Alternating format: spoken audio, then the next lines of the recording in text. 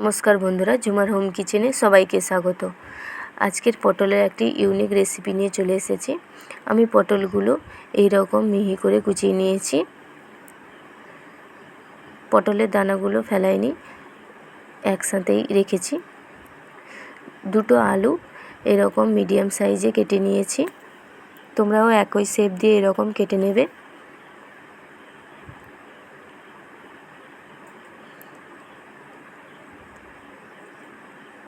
মসুর ডাল মিক্সিতে আমি পেস্ট করে নিয়েছি। তোমরা যে কোনো ডাল নিতে পারো এই রেসিপির জন্য।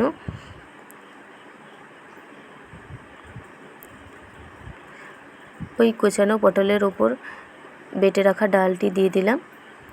1 চামচ আদা বাটা,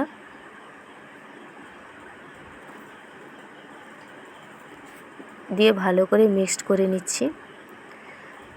তোমরা যারা পটলের খেতে চাও না তারা অবশ্যই এই রেসিপিটি বানিয়ে বাড়িতে খেয়ে দেখো।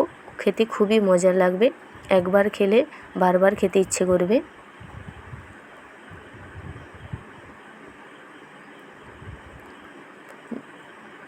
এরপর লবণ দিলাম, হলুদ গুঁড়ো, রেড চিলি পাউডার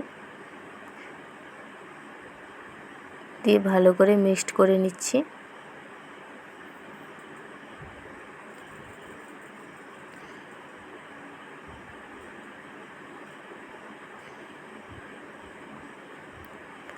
গরম কড়াইয়ে তেল দিয়ে দিলাম।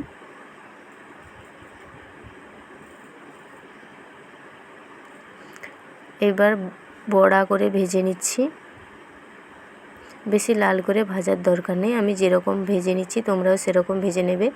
বেশি লাল করে ভাজলে পকোড়ার মতো খেতে লাগবে।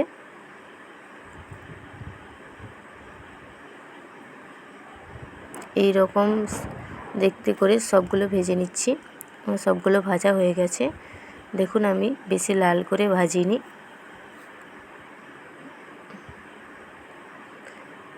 ওই তেলেই আমি আলুগুলো ভেজে নিচ্ছি, হলুদ গুঁড়ো, লবণ দিয়ে।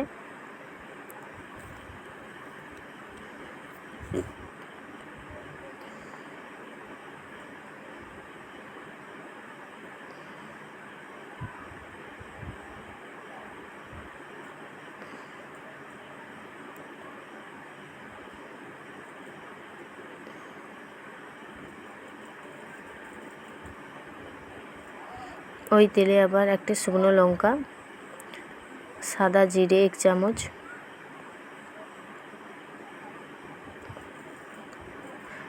আদা এবং কাঁচা লঙ্কা পেস্ট 1 চামচ দিয়ে দিলাম।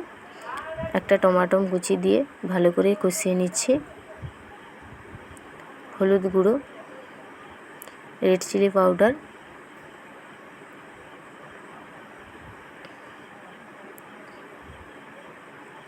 একটু অল্প পরিমাণে জল দিয়ে ভালো করে কষিয়ে নেব যাতে টমেটোর কাঁচা গন্ধ ভাবটা না থাকে।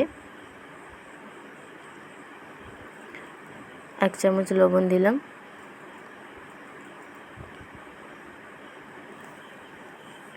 কষানো হয়ে গেছে। এরপর ভেজে রাখা আলুগুলো দিয়ে দিচ্ছি, দিয়ে কষিয়ে নিচ্ছি।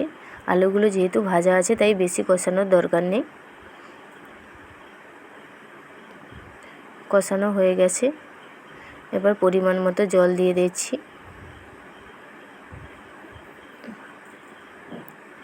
জল দিয়ে একটা ঢাকনা লাগিয়ে দেব।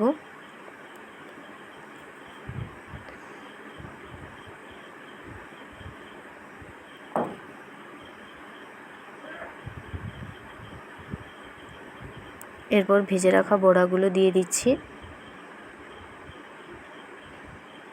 দিয়ে আবারও একটু ঢাকনা লাগিয়ে দেব। দেওয়ার পর 1 চামচ গরম মশলার গুঁড়ো দিয়ে দিলাম, দিয়ে একটু নেড়ে নিলেই রেডি হয়ে যাবে পটলের এই ইউনিক রেসিপিটি।